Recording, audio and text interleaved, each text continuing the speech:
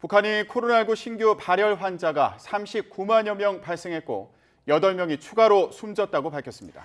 김정은 국무위원장은 의약품이 제때 공급되지 못하고 있다며 인민군 투입 특별 명령을 지시했습니다. 취재기자 연결합니다. 조수연 기자. 네, 통일외교안보부입니다. 네, 북한의 코로나19 피해 상황이 빠르게 커지고 있군요.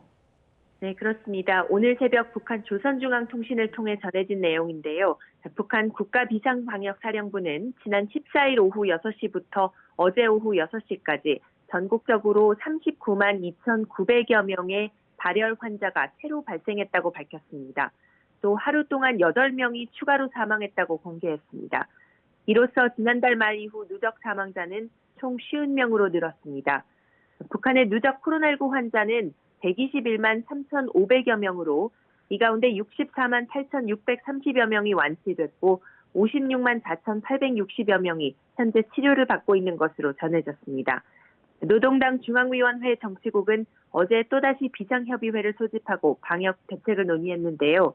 회의를 주재한 김정은 위원장은 정치국이 국가 예비의약품들을 긴급 해제해서 시급히 보급하라는 비상 지시를 내리고 모든 약국에 24시간 운영체계로 넘어갈 것을 지시했지만 아직도 집행되지 않고 있다고 지적했습니다.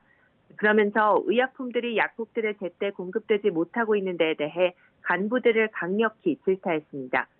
특히 엄중한 시국에조차 책임도 가책도 느끼지 못하고 아무런 역할을 하지 못하고 있다면서 중앙검찰소장을 강하게 질책했다고 조선중앙통신은 전했습니다. 김 위원장은 인민군대 군의부문에 강력한 역량을 투입해서 평양시 안의 의약품 공급을 즉시 안정시키기 위해 노동당 중앙군사위원회 특별명령을 내렸습니다. 김 위원장은 정책협의회를 마친 뒤 평양 대동강 구역의 약국을 직접 방문해서 의약품 공급과 판매 현황을 살펴보고 의약품 공급 체계의 허점을 바로잡고 수송과 관련한 강력한 실행 대책을 세울 것을 거듭 강조했습니다.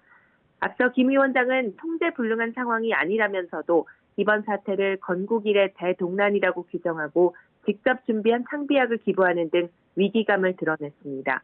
북한은 외부 지원 없이 자력으로 코로나19에 대응할 수 있음을 내비치고 있지만 코로나 상황이 연일 악화일로를 걸으면서 입장이 바뀔지 주목되고 있습니다. 특히 우리 정부가 이번 주 초 코로나 방역 지원과 관련해 공식 제안에 나설 것으로 보여서 북한이 어떤 반응을 보일지 관심이 쏠립니다. 지금까지 통일외교안보부에서 YTN 조수연입니다.